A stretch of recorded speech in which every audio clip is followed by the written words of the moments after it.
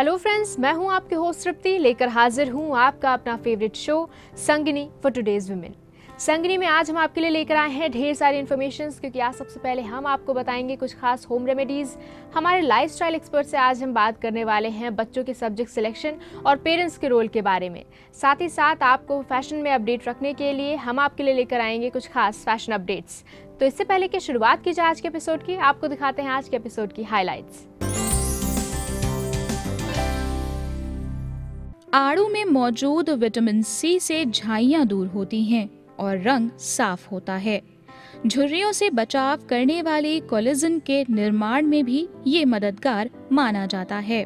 सबसे ज्यादा जरूरी है कि उसे जागरूक बनाना पड़ेगा, अवेयर बनाना पड़ेगा कि लाइफ में या वर्ल्ड में क्या क्या करियर्स इस समय अच्छे चल रहे हैं। ज्यादातर बच्चे मजबूरी में इंजीनियरिंग पढ़ते हैं। समर्स के आते ही वेडिंग पार्टीज का दौर भी शुरू हो जाता है। ऐसे में आप सोचने लगती हैं कि क्या पहने जो लाइट भी हो और ओकेजन के अकॉर्डिंग परफेक्ट लुक भी क्रिएट करे। एपिसोड की शुरुआत करते हैं और सबसे पहले बात करते हैं होम रेमेडीज की। हमारी जो प्रॉब्लम्स होती हैं उन प्रॉब्लम्स का सलूशन कहीं ना कहीं हमारे आसपास होते हैं, बहुत ही आसानी से मिल जाते हैं। तो आइए आपको बताते हैं कि आज होम रेमेडीज में हम आपके लिए क्या खास लेकर आए हैं।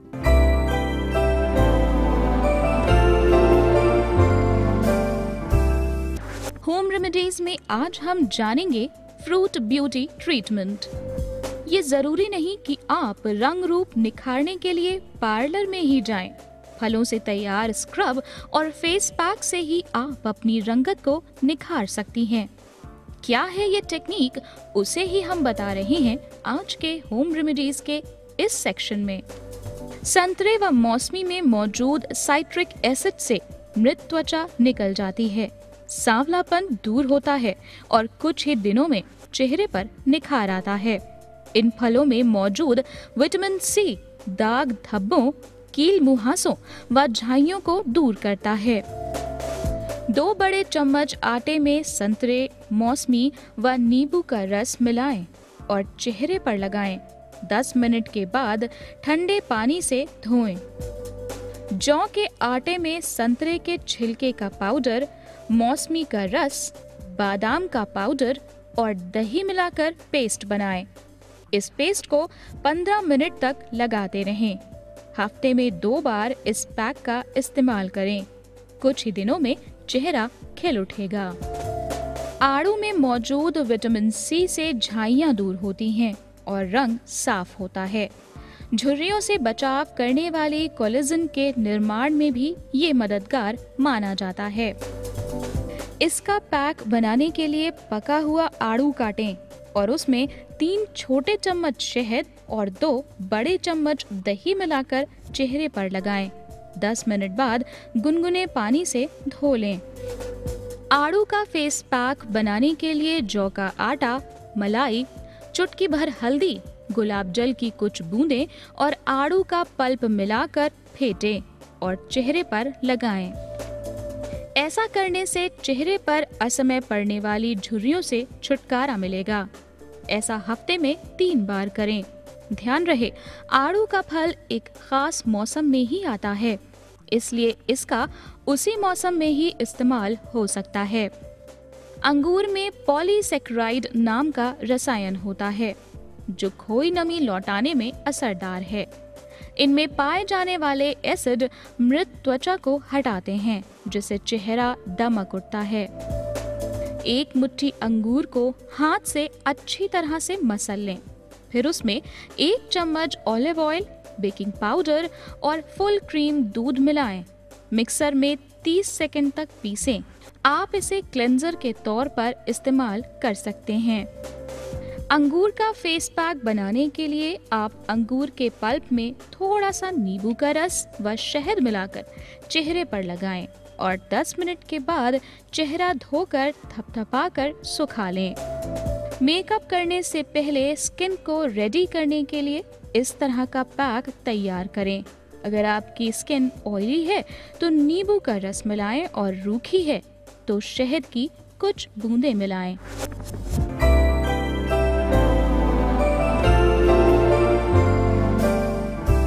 वक्त हो चला एक छोटे से ब्रेक का, लेकिन ब्रेक पर जाने से पहले हम आपको बताना चाहेंगे कि कैसे आप अपने सजेशंस, अपने फीडबैक हम तक पहुंचा सकती हैं। आप हमसे जुड़ सकते हैं फेसबुक के जरिए। हमारी फेसबुक आईडी है facebook/ETV संगिनी। तो वक्त हो चला एक छोटे से ब्रेक का। ब्रेक के उस पार जब लौटेंगे तो बात करेंगे हमारे लाइफस्टाइल एक्सपर्ट से कि बच्चों के सब्जेक्ट सिलेक्शन में पेरेंट्स का क्या रोल होता है। तो कहीं जाइएगा मत, keep watching Sangini for today's women. सबसे ज़्यादा ज़रूरी है कि उसे जागरूक बनाना पड़ेगा, अवेयर बनाना पड़ेगा कि लाइफ में या वर्ल्ड में क्या क्या करियर्स इस समय अच्छे चल रहे हैं। ज़्यादातर बच्चे मजबूरी में इंजीनियरिंग पढ़ते हैं।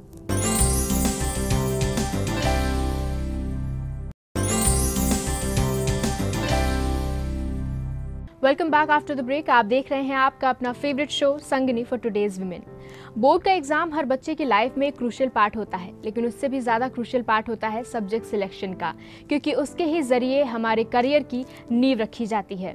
तो आज हम बात करने वाले हैं हमारे लाइफस्टाइल एक्सपर्ट चंद्रशेखर जी से कि बच्चों को सब्जेक्ट सिलेक्शन के समय किन बातों को ध्यान में रखना चाहिए और उसमें पेरेंट्स का कितना रोल होता है। Chandrashekhar ji, welcome to our show. Thank you. Chandrashekhar ji, अगर भारतीय समाज की बात कहें तो सबसे पहले ये देखा जाता है कि अगर कोई पेरेंट्स डॉक्टर हैं या इंजीनियर हैं तो वो एक्सपेक्ट करते हैं कि उनके बच्चे भी आगे चलकर डॉक्टर या इंजीनियर ही बनेंगे, या पिताजी जिस भी प्रोफेशन में हैं बच्चा उसी को कैरी फॉरवर्ड करेगा। ये सोच कितनी सही है? एकदम गलत है। कितना सही और ज़्यादा सही वाली बात एकदम नहीं है, एकदम गलत है। अपनी ख्वाहिशें या अपने विचार बच्चों पे थोपना कतई सही नहीं है। और यहाँ पर पेरेंट्स को थोड़ा सा ध्यान रखना चाहिए। देखिए, जिनको इंजीनियर बनना है बच्चे वो बनेंगे, पेरेंट्स इंजीनियर हों या ना हों। कुछ मैं उदाहरण देता हूँ आपको कि यदि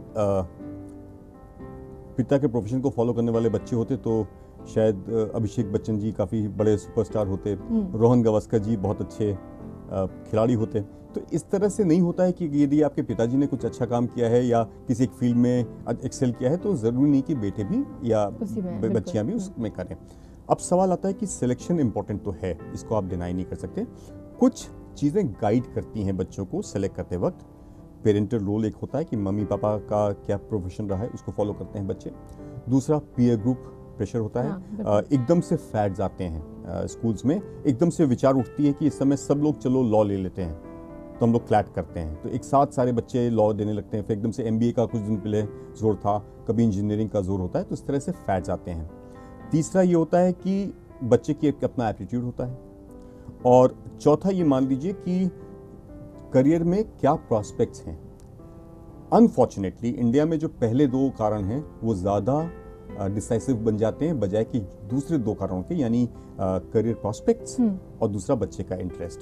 मेरे हिसाब से इनको पहली वरीयता देनी चाहिए, फर्स्ट प्रेफरेंस। उसके बाद यदि पेरेंट्स का कुछ एम्बिशन है बच्चों को लेके और बच्चे अगर अच्छा कर सकते हैं तो उसमें कोई बुराई भी नहीं है, लेकिन थोपना नहीं चाहिए। तो कहीं ना कहीं देखा जाता है कि जो पेरेंट्स हैं वो अपनी एक्सपेक्टेशंस बच्चों पर थोप रहे होते हैं। ये एक्सपेक्टेशंस थोपना कितना सही है? पेरेंट्स को बच्चे को समझना होगा, उससे बात करनी पड़ेगी कि उसका इंटरेस्ट क्या है, और सबसे ज़्यादा ज़रूरी है कि उसे जागरूक बनाना पड़ेगा, अवेयर बनाना पड़ेगा कि लाइफ में या वर्ल्ड में क्या क्या करियर्स इस समय अच्छे चल रहे हैं। ज़्यादातर बच्चे मजबूरी में इंजीनियरिंग पढ़ते हैं कि उनको लगता है कि कोई उनकी जानकारी में इसके अलावा करियर्स हैं ही नहीं। तो क्या करेंगे? अगर आप अभी भी किसी स्कूल में चले जाइए और वहाँ पे बच्चों से बात करिए तो मेरे ख्याल में 5 करियर्स के अंदर आपको 1000 बच्चे चूज करते हुए मिल जाएंगे। और नतीजा क्या होता है कि चाहे वो आप इंजीनियरिंग हो, चाहे MBA हो, चाहे मेडिसिन हो, टॉप कॉलेजेस में जगह कम है, नीचे वाले कॉलेजेस में जगह बहुत है।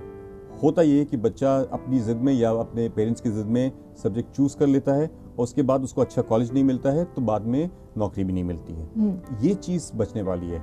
होता क्या है कि कई सारे ऐसे करियर हैं जहाँ पर बहुत सारी सीट्स हैं, यानी बहुत स्कोप है, लेकिन बच्चे नहीं हैं, और कई ऐसे करियर हैं जहाँ पे स्कोप कम है और बच्चे ज़्यादा हैं। ये बैलेंस नहीं आ रहा है सोसाइटी में। यहाँ पे पेरेंट्स का रोल आता है कि वो बच्चे को समझें कि उसका किस तरफ इंटरेस्ट है और उसको गाइड करें और उस इंटरेस्ट को थोड़ा सा कुरेदें, इन डेप्थ जाके एनालाइज करें कि इंटरेस्ट आया कहाँ से। किसी बच्चे दूसरे उसके फ्रेंड ने उससे इन्फ्लुएंस कर दिया है या वो कहीं पढ़ के आ गया है। आजकल क्या हो गया है, चूंकि हम एक थोड़ा सा सोसाइटी कंज्यूमरिज्म वाली हो गई है, तो मैंने देखा है बहुत सारे स्कूल्स में डिफरेंट कॉलेज वाले या डिफरेंट कोर्स वाले आते हैं और काउंसलिंग के नाम पे बच्चों को बहलाने की कोशिश करते हैं। बच्चे बहुत जल्दी इन्फ्लुएंस हो जाते हैं, उनको लगता है कि एकदम ठीक बात की जा रही है, मैंने ये कर दिया तो एकदम मौका है मेरे लिए। यहाँ पे समझने वाला ये है कि क्या वो उनके इंटेंशंस क्या हैं। सब लोग गलत हैं ऐसा मैं नहीं कह रहा हूँ, बट ज़्यादातर लोग का अपना एक उसमें वेस्टेड इंटरेस्ट होता है। तो यहाँ पे बच्चों को, पेरेंट्स को गाइड करना चाहिए कि सुन तो सबकी लो, लेकिन एनालाइज खुद करो एक एक करके, और जहाँ पे उनके लगे कि बच्चे का इंटरेस्ट है तो पेरेंट्स थोड़ा मेहनत करें, पता करें कि वहाँ पे कौन कौन से कॉलेजेस हैं उस फील्ड के। अभी एक दो फील्ड मैं आपको बताऊँ जो इंटरेस्टिंग आ गई हैं, कि कोरियोग्राफी है, मान लीजिए लड़का हो या लड़की हो सकता है उसका इंटरेस्ट हो। अब जहाँ आपने कोरियोग्राफी का नाम लिया तो अच्छा फिल्मों में जाके डांस डायरेक्ट करोगे? नहीं जी, बहुत सारे ऐसे करियर्स हैं। In fact choreography is come in a big way for stress management. Stress management की जा रही है डांसेस से। तो ये सब पता कैसे चलेगा जब तक पेरेंट्स थोड़ा सा रिसर्च नहीं करेंगे। उनको करना चाहिए, और रिसर्च करना बहुत मुश्किल काम नहीं है। इंटरनेट आप सबके घरों में है, तो बड़े आराम से रिसर्चेस की जा सकती है।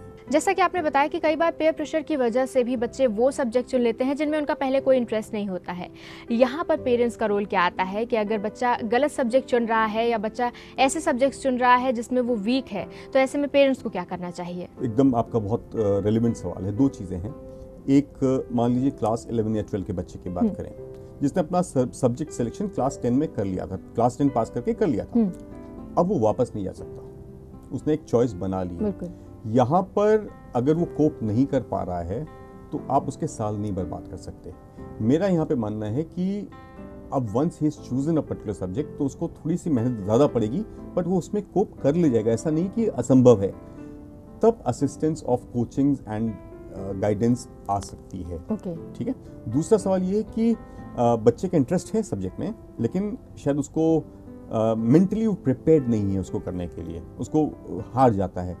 यहाँ पर भी कोचिंग और इसकी ट्यूशन्स की गाइड इंपॉर्टेंस आ सकती है। तो उस स्थिति में एक एज अ सप्लीमेंट कोचिंग और ट्यूशन्स का होना कोई बुरी बात नहीं है, but over dependency on this is wrong. दूसरा, मैं हमेशा बच्चों को ऑब्जर्व करता हूँ, देखता ये हूँ कि आजकल की जो लाइफस्टाइल है, डिस्ट्रैक्शंस बहुत ज़्यादा हैं, तो एक अनुशासित समय उनको नहीं मिल पाता है पढ़ने के लिए।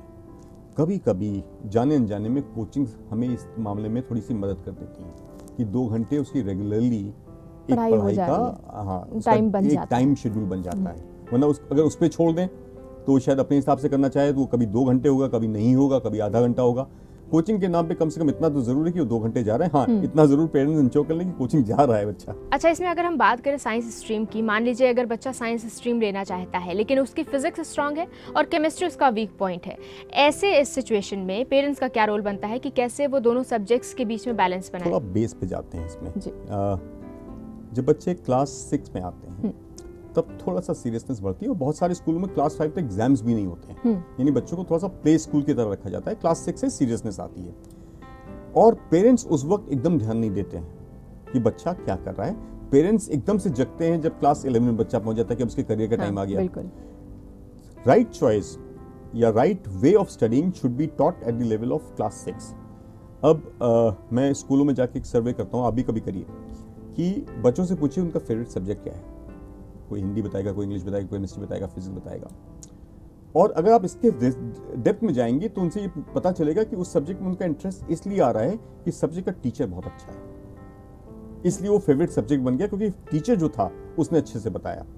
यहाँ पे पेरेंट्स को क्या देखना है कि उसको हर सब्जेक्ट में इंटरेस्ट आना चाहिए, राइट फ्रॉम क्लास 6 उसको हर सब्जेक्ट में इंटरेस्ट आना चाहिए। जहाँ पे लगे कि टीचिंग कमजोर है और सब्जेक्ट में इंटरेस्ट नहीं आ रहा है, बच्चे आके बोल देते हैं मुझे ज्योग्राफी एकदम नहीं अच्छी लगती, पेरेंट्स मान लेते हैं कि भाई इसका बेंट ऑफ माइंड नहीं है ज्योग्राफी का। लेकिन अगर वहीं पर ज्योग्राफी का टीचर अच्छा है तो निश्चित रूप से ज्योग्राफी अच्छी लगेगी। तो ये चीज फिर स्कूल को कम्युनिकेट करने वाली है, या फिर पेरेंट्स प्राइवेट ट्यूशन रखे। अगर मान लीजिए चेंज नहीं कर सकते टीचर या स्कूल, तब आप प्राइवेट ट्यूशन रखे पढ़ाइए। बच्चे को ऐसा मत सोचिए कि इस सब्जेक्ट में इंटरेस्ट नहीं आएगा, क्योंकि आगे चल के मेरा ये मानना है a child should know something about everything and everything about something. कुछ उसको हर चीज के बारे में थोड़ा थोड़ा पता होना चाहिए। हम ब्लैक आउट नहीं कर सकते कि हमें ज्योग्राफी के बारे में कुछ नहीं पता है, क्योंकि इंटरव्यूज होंगे, एंट्रेंस एग्जामिनेशंस होंगे, वहाँ पे थोड़ा थोड़ा हर सब्जेक्ट का ज्ञान आवश्यक है। लेकिन मान लीजिए जैसे अगर उसने 10th का एग्ज़ाम दिया और किसी सब्जेक्ट में उसके बहुत कम मार्क्स आए हैं, ऐसे में बच्चा डर जाता है उस सब्जेक्ट को लेने में, तो कैसे पेरेंट्स कन्विंस करें बच्चे को कि वो आगे चल के उस चीज़ को बैलेंस कर सकता है? अगर नंबर खराब आए हैं और बच्चे का इंटरेस्ट है तो बच्चे को मोटिवेट करना चाहिए कि ऐसे कुछ उदाहरण उसके सामने दी जाएं कि किसी बहुत सारे साइंटिस्ट के नाम हैं जिनको कोई इंटरेस्ट नहीं था, वो बाद में उन्होंने पढ़ा और वो बन गए। यहाँ पे मैं आपको एक उदाहरण देता हूँ। हिंदी के एक बहुत मूर्धन्य साहित्यकार हैं भगवती चरण वर्मा। वो क्लास 5 में हिंदी में फेल हो गए थे। तो उनका सौभाग्य था कि उनके शिक्षक गणेश शंकर विद्यार्थी जी थे। तो उन्होंने उनसे कहा कि तुम्हें अपनी मातृभाषा पढ़नी चाहिए और उसमें नाम करना चाहिए, तो वो मोटिवेट हो गए। तो ऐसा नहीं है कि हमारा अगर कोई सब्जेक्ट अच्छा नहीं है, हम उसमें वीक हैं, तो हम उसमें अच्छा नहीं कर सकते। तो ये मोटिवेशन की ज़रूरत पेरेंट्स को है कि बच्चे को मोटिवेट करें। उसका इंटरेस्ट है तो उसको करने रहे। हाँ, इंटरेस्ट नहीं है और नंबर भी खराब हैं, तब ना थोपे, क्योंकि तब फिर स्थिति ऐसी हो जाएगी कि वो कोप नहीं कर पाएगा। उसका इंटरेस्ट है, नंबर खराब आ रहे हैं, कवर अप किया जा सकता है। तो आपकी बातों से ये साफ है कि जो नींव रखने वाली बात कही जाए, अगर यहाँ पर सब्जेक्ट सिलेक्शन की बात कही जाए, तो वो 10th या 12th के बाद नहीं होना चाहिए, उसकी नींव बहुत पहले रखी जानी चाहिए। ये तो आपने ठीक कहा कि नींव उनकी मजबूत होनी चाहिए और उस समय उनको सारे सब्जेक्ट्स पे थोड़ा थोड़ा ध्यान देना चाहिए। लेकिन आप एज अ पेरेंट अगर उनको ऑब्जर्व करेंगे तो उनका इंटरेस्ट खुल के आने लगता है क्लास 6 ऑनवर्ड्स, और उस विषय पे थोड़ा सा बच्चे ज़्यादा ध्यान देते हैं। तो ये पेरेंट्स को उस वक्त आइडिया लगना चाहिए कि उसका बच्चे का इंटरेस्ट है, और वो उस वक्त ध्यान देने वाली बात है कि वो इंटरेस्ट अनएडल्टरेटेड है, यानी किसी ने इन्फ्लुएंस नहीं किया है उसकी चॉइस को। ना उसने कोई करियर काउंसलिंग अटेंड की है, ना पीयर ग्रुप अभी आया है, ना उसने इतना बड़ा हो गया कि वो पेपरों में पढ़े कि कौन सा करियर अच्छा है। तो वो उसका स्वाभाविक इंटरेस्ट है जो क्लास 6 से बच्चा दिखाना शुरू करता है। तो उसको थोड़ा सा पेरेंट्स अगर ध्यान में रखेंगे तो अच्छा रहेगा उनके लिए। और आखिरी में मैं एक ये बात कहना चाहूँगा कि क्लास 6 से क्लास 10 तक का जो सफ़र है उसमें बच्चे के 4 साल 5 साल लग रहे हैं, और उस 4-5 साल में दुनिया बहुत तेज़ी से बदलती है। तो आज जो चीज़ अच्छा करियर है, हो सकता है कल उससे बेटर करियर आ जाए। तो चॉइस सील नहीं कर देनी चाहिए, क्लोज नहीं कर देनी चाहिए, ओपन रखनी चाहिए। और कभी कभी ये भी संभव है कि क्लास 10 में जब वो सब्जेक्ट चुनता है तो वो गलत कर दे। यानी मैं कैसे ऐसे हज़ारों उदाहरण को जानता हूँ जिन्होंने क्लास 11 में आके साइंस ले ली और 2 साल करने के बाद फिर उन्होंने BA किया या ह्यूमैनिटीज़ किया या BCom किया। तो ऐसा नहीं है कि अब बेटा तुमने साइंस ले लिया, अब तुम्हें इंजीनियर ही बनना है। ये चॉइस नहीं होनी चाहिए। हमारे इंडिया में थोड़ा सा ये दिक्कत है। विदेशों में अगर बच्चा आर्ट्स लेके क्लास 11-12 करता है उसके बाद भी डॉक्टर बन सकता है। तो इतना वो स्कोप देते हैं उसको चेंज होने का। हमारी थोड़ा शिक्षा पद्धति में अभी कुछ परिवर्तन आने बाकी हैं, तो उम्मीद करते हैं कि जल्दी ये परिवर्तन आएंगे कि थोड़ा सा फ्रीडम ऑफ चॉइस होना चाहिए। एक डॉक्टर जो 20 साल की प्रैक्टिस के बाद एकदम से उसका मन बदलता है और वो चार्टर्ड अकाउंटेंसी करके CA बन जाता है, ये फ्रीडम तो सबके पास हमेशा होनी चाहिए। बिल्कुल। चंद्रशेखर जी, जैसा कि आपने भी बोला और मैंने भी कहा था कि कहीं ना कहीं जो हमारा सब्जेक्ट सिलेक्शन होता है वो हमारे करियर की नींव होती है, और ये बहुत क्रूशियल पार्ट होता है हमारे करियर के लिए, हमारे फ्यूचर के लिए। इससे जुड़ी इतनी वैल्यूएबल इन्फॉर्मेशन आपने दी, थैंक यू सो मच। तो यहाँ पर समय हो चला एक छोटे से ब्रेक का, लेकिन ब्रेक पर जाने से पहले हम आपको याद दिलाना चाहेंगे कि कैसे आप अपने सजेशंस, अपने फीडबैक और अपनी क्वेरीज हम तक पहुँचा सकती हैं, हमसे जुड़ सकती हैं फेसबुक के जरिए। हमारी फेसबुक ID है facebook/ETV संगिनी। वक्त हो चला एक छोटे से ब्रेक का। ब्रेक के बाद हम आपको बताएंगे लेटेस्ट ट्रेंड्स हमारे फैशन अपडेट सेगमेंट में, तो कहीं जाइएगा मत। Keep watching Sangini for today's women. Summers के आते ही वेडिंग पार्टीज का दौर भी शुरू हो जाता है। ऐसे में आप सोचने लगती हैं कि क्या पहने जो लाइट भी हो और ओकेजन के अकॉर्डिंग परफेक्ट लुक भी क्रिएट करे।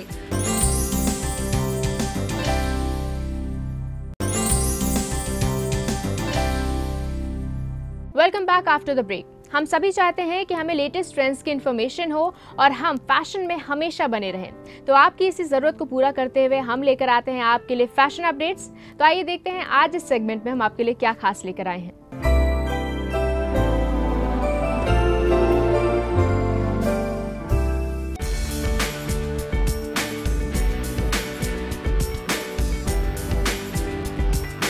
इंडियन फैशन बाजार में इन दिनों ट्रेडिशनल ड्रेसेस का जादू फिर से कम बैक कर रहा है, जिसमें आप इस बार डिजाइनर सूट्स के डिफरेंट वेरिएशन देख सकते हैं। आज आप रूबरू हो रहे हैं नेट फैब्रिक पर डिजाइन किए गए सूट्स की अट्रैक्टिव रेंज से, जो इस समर कल्चर और ट्रेडिशनल ओकेजन को ध्यान में रखते हुए आपके लिए बेस्ट ऑप्शन साबित हो सकते हैं। मार्केट में अपनी मौजूदगी का एहसास करा रहे ये डिजाइनर सूट्स अपने स्पेशल लुक से हर किसी के लिए सेंटर ऑफ अट्रैक्शन बन रहे हैं। जैसा कि समर्स हैं और नेट फैब्रिक का ट्रेंड भी है, इसलिए इनमें आपको ज्यादातर नेट फैब्रिक वाली फुल लेंथ कुर्तियां और सूट्स नजर आएंगे। समर फैशन सीजन में दस्तक देने वाले इस तरह के सूट्स न केवल इंडियन मार्केट में छाए हुए हैं, बल्कि रैंप पर भी इनका जलवा बरकरार है।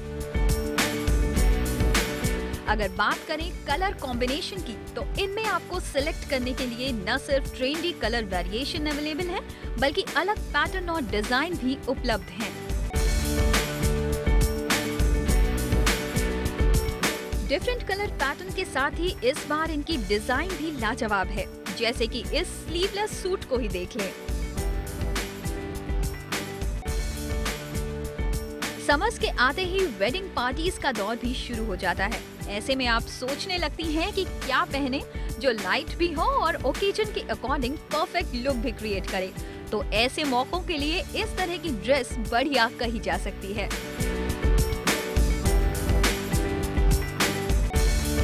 क्योंकि मौका वेडिंग्स का होता है, इसलिए आपको ज्वेलरी की जरूरत भी पड़ती है, लेकिन आप हेवी ट्रेडिशनल ज्वेलरी अवॉइड करती हैं, तो इस तरह की नेक लाइन और उस पर की गई डिजाइन आपको विदाउट नेकलेस भी बेहतरीन लुक देगी।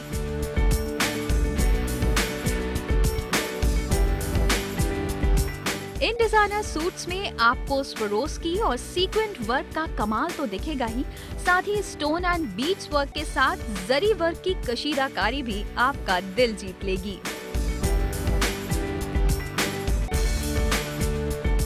यही नहीं, इस बार सूट्स पर आपको पर्ल एंड सिल्वर वर्क भी दिखाई देगा, जो यंग गर्ल्स का अटेंशन क्रिएट कर सकते हैं, जैसे कि क्रीमी व्हाइट या व्हाइट नेट फैब्रिक के साथ उनका कॉम्बिनेशन मिल सकता है। रेड का टशन इस समर ट्रेडिशनल आउटफिट लाइक इस तरह के सूट्स और फुल लेंथ कुर्तियों में भी बरकरार रहेगा, जो यंगस्टर्स के अलावा हाउसवाइफ और वर्किंग वुमेन्स के लिए बेहतर विकल्प साबित हो सकता है। इस तरह से देखा जाए तो टॉप हॉट कलर में ट्रेडिशनल सूट्स का मॉडर्न अवतार नेट फैब्रिक और हैवी लुकिंग डिजाइन के साथ समर फैशन सीजन पर छाने वाला है। तो फिर क्या, अगर आप भी इस ट्रेंड को फॉलो करना चाहती हैं, तो फैशन बाजार की सैर पर निकलिए और शॉपिंग करके वार्डरोब को अपडेट कर दीजिए।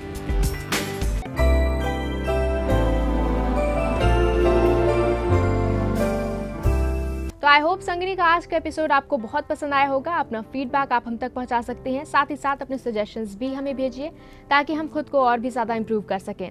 आप हमसे जुड़ सकते हैं फेसबुक के जरिए। हमारी फेसबुक आईडी है facebook/ETV संगिनी। आपकी संगिनी फिर होगी हाजिर ऐसे ही कुछ नई जानकारियों के साथ, कुछ बेहतरीन टिप्स के साथ। तब तक के लिए अपनी होस्ट तृप्ति और संगिनी की पूरी टीम को दीजिए इजाजत। नमस्कार।